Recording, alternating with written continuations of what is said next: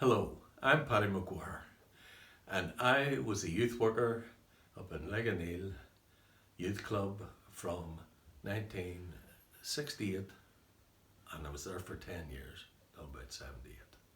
Well, as I say, it was grim, to say the least, when the education authorities would no longer allow young children to go, primary school children, to be in the building. And they had a new building built and we were allowed to be in there.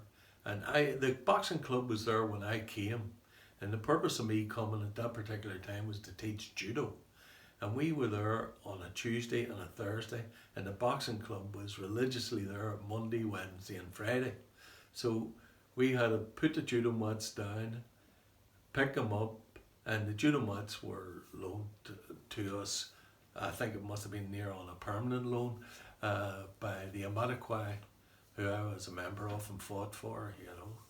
And as I say, that was there was activities up the stairs, but mainly the youth club was geared around the boxing club and the judo. The youth club in Ligoniel was in a terrible state when we went in, and it was always big bar steel. And if we had a show in it, like, it was the few chairs, and I think the people brought their own chairs to come to it, and anybody that was a visitor stood because there was nothing there, you know. And there was, I can remember that, as you were saying, that there used to be a super sir there, and I think it was it, plus the heat of the people breathing and the heat getting generated in the ring with the kids boxing. I says, but that's it. From memory, that we went to Wales across community from the lads from the Shankle and lads from up here in Ligoniel, and we're across there and we're talking Wolf Hill and stuff like this, and there was a mill and everything, Wolf Hill Mill and stuff like this here, and we discuss it, that if we were the boxing club, that it should have a red top with the last wolf being killed was the red blood, and the green would have been the grass. So it was the red on top of the green, and that's how that came to be, that the boxing club then adopted those colours, and that's what they always fought under, was a red top and the green shorts, and no motif on it, because they always felt that that was a target for anybody that was boxing, that they could keep punching you here on the heart, you know. So it was just a plain red with the green. And you remember then, as part of the Welsh trip, that you were actually sponsored to a point, that some gear was sent over in those colours? Yes, and even the dressing gowns and stuff that the Welsh people provided was gloves, dressing gowns and the whole bit, you know, so they sent them over to us. So Paddy, we're at the entrance of the boxing club. I mean, other than the Ligoniel ABC logo there, how much has the actual approach to the building changed, if at all? Very little, as I say. I'm trying to recollect. I don't think we had as much asphalt down or this here, and this is a new sign, because we didn't have signs. We didn't even have a light. I had to go up here in the dark to our beautiful building, and the kids would have came from here, even kids coming up from our down would have got the bus up, and there was a row of houses over here, you know, and they used to get off and come, and I had them well warned that they had to be quiet and not influence any of the natives in case it would have come back to bite me, you know. So there was no fence here. I think this used to be a wall. Oh my goodness. This is all new to me, you know. This is very dark, and we're coming up here, and there used to be a house there, which is no longer, as I can see. Now you've got them. This is the memorial garden. that we're passing here. So the Oh, church, right, the right. church has been doing stuff with this. Yes. So this all wasn't here, and you'll remember these banks that we're coming up upon. I mean, this was gold for a youth and community worker. Oh, You'd have right. spent your sunny days out here, wouldn't Right. you? Oh, And my the kids goodness. running about. Oh my goodness, a fence and a gate. Oh no, nothing So like it. we're just standing at the building as kind of the entrance as it was for forever long, to the old school, then ultimately to the youth club, and the Right. boxing club as it was. I mean, even scanting around here, we've got windows again up at the top Yes, of the yes. building, and you'll remember, Oh. Paddy, in the very early days. I mean, give us a quick look around the building and tell us Well- just how rough it got. As I say, those top windows, and there were some windows here also, if I can remember. I'm not too sure. It's that long ago. There was no glass in the windows. We just had fresh air, and it was coming through. And the story of the table tennis tables, where I said, well, 2 or 4 could be warm playing table tennis, but if we cut them up and block the windows, we could maybe all be warm. So we had a show of hands, and every young member was there, put their hands up twice. So we ended up cutting up the tables and covering the windows to the best of our ability. We got this place. It was grass, and we got it covered with tarmac for outside here for the kids to play football. And I was intending for it to be a large gym to go right out over the top of the now and then the parochial hall, so as we could have the full length of this building. It all belonged to the church and to the old what is it? The old clay. It used to be a brick factory down there, apparently. So this is all new to me, you know. Why is it fenced off and stuff like this? And it used to be that we would come under fire sometimes from up here, and you know, so that was another problem, that you could get shot. But sure, that was all part of the fun coming to the youth club, you know, in those days.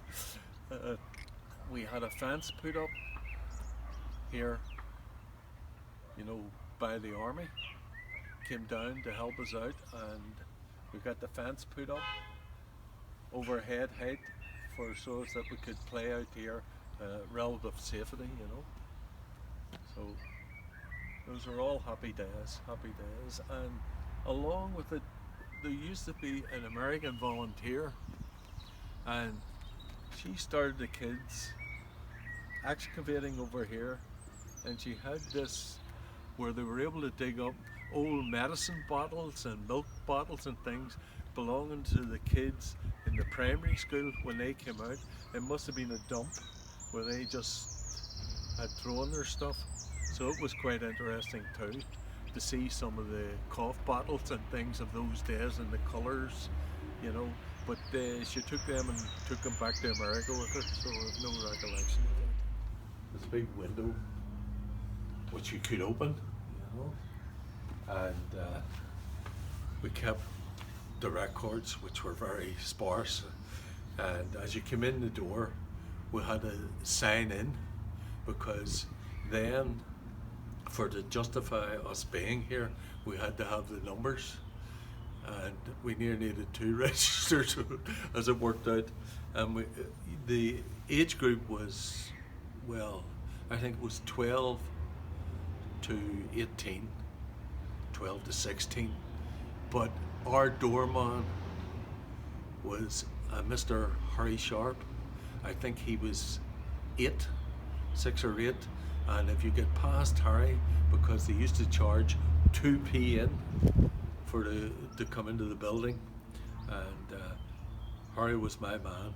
He always had the numbers, and he always had the 2p's to go back to buy other things for the club. This is all fantastic to me.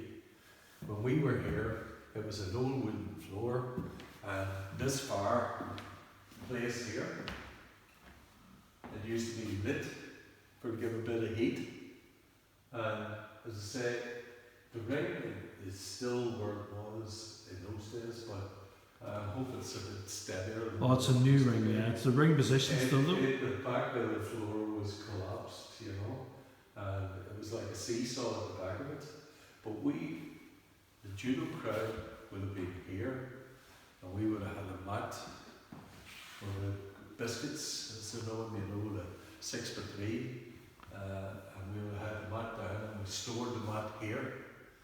And the kids, I don't know about the boxers who would have sat on it, you know, and things like that there. But it's all part of the training, was for pick up the mat and pile it away, and then when they came for the training, put the mat down, you know. I'm trying to think, I think we may have had a door there, and yeah, from memory, but here we would have had windows. It would have been long, would have been windows, and you could definitely see out them because there was no glass in them, you know. So would this be an example of where you would have used the old carved up table tennis tables and just about anything you could borrow? Yeah, well, I think mainly they went up the stairs because we were trying to get a small disco.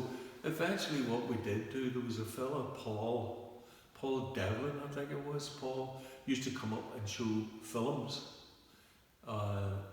in the upstairs room, which was another source of revenue for the club, to buy whatever we needed, you know what I mean, like. And seeing green gloves here, and that leads me on to the colours that we had. And it was a trip to Wales where we went, and they were fascinated with the name of where I lived up there. Prior to living up there was Wolf Hill, and we come up with the idea that the last wolf was killed here. I know people in Ireland claim it was elsewhere, but we're claiming it was killed up here, and that's the name, Wolf Hill. And the colours were the red on top of the green, which was the blood on the grass, you know. So that's the myth or whatever rumour or the truth of the story, you know, about the colours of the club. Barry Maguire, his father used to play in a band called the Big Four, and they'd come to the Plaza, which I used to play in the band in the Plaza, in the big band, and his father came with the other, say 4 of them, and well, they entertained us. And I was speaking to Barry about that, about his dad, and he used to do a bit of singing after he had been fighting, you know. But as I say, that's another story for another day, you know. Amazing. This would have been one of the old Spartan toilets and old changing rooms. Weren't here. I don't want to be saying, but I managed to liberate, should I say, a couple of shower trays from one of our local leisure centres. They didn't want them any longer, and we brought them down here, and we had them in. I remember them being put in, but by then we had moved on. The boxing club, we'd moved on to squat in a building further up the road, which looked like a youth club, was 180 feet by, I don't know, by 100 feet, and it looked like a youth club to me. And that was, there were 2 rooms there. It was a factory that was vacated. It used to be Fortress Stores, and then it became Hogs, and then it became ours. We just went and squatted in it. To a lot of people's didn't like, you know. So insurance wise and things like that, I used to be sailing by the seat of my pants, you know. And then I warned and told the kids, if you get injured or anything happens to you, it's your own fault. And, you know, so. Does this conjure up any memories, Paddy, walking up these stairs? There's still 16 steps up to here. A club like this, a resource like this, and a youth resource in an area like Ligoniel, classically a deprived area with high unemployment, how important was it for the youth of the area to have a boxing club, a judo club, and a youth club? and a football club And a which football ran club. about 4 or 5 teams. So it was really essential because it was at the height of the troubles, as we know and still have, you know, that it was a place of safety for the kids to come, and the parents were quite confident that if the kids were here, they were safe, you know, because we had an army post quite close to here, which the kids had to come down past to come in to here because the village is further up, you know.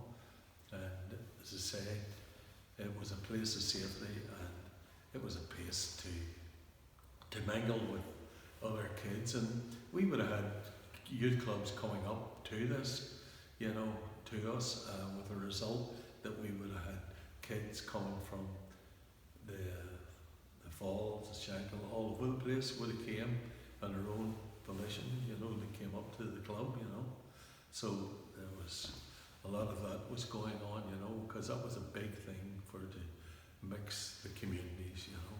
And I remember being talked to by the education authorities that they should be up mixing the clubs, and we used to take a minibus load of kids up to the Donegal Celtic Youth Club up the Falls, and I told them we were mixing the clubs because what they were trying to say, they wanted the Protestant and Catholic kids to mix, but I was more concerned about kids getting into the world and mixing with people.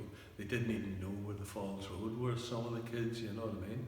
And I actually remember a couple of the kids, I took them to the cinema one night, and I think it was the Ritz, which is now, I can't remember the name of the hotel, which it is now, and they were all sitting there, and the curtains went across, and they were saying, that guy must be strong, because their association with curtains being pulled was somebody standing pulling in the local church hall here in where we live here, down the street from us here.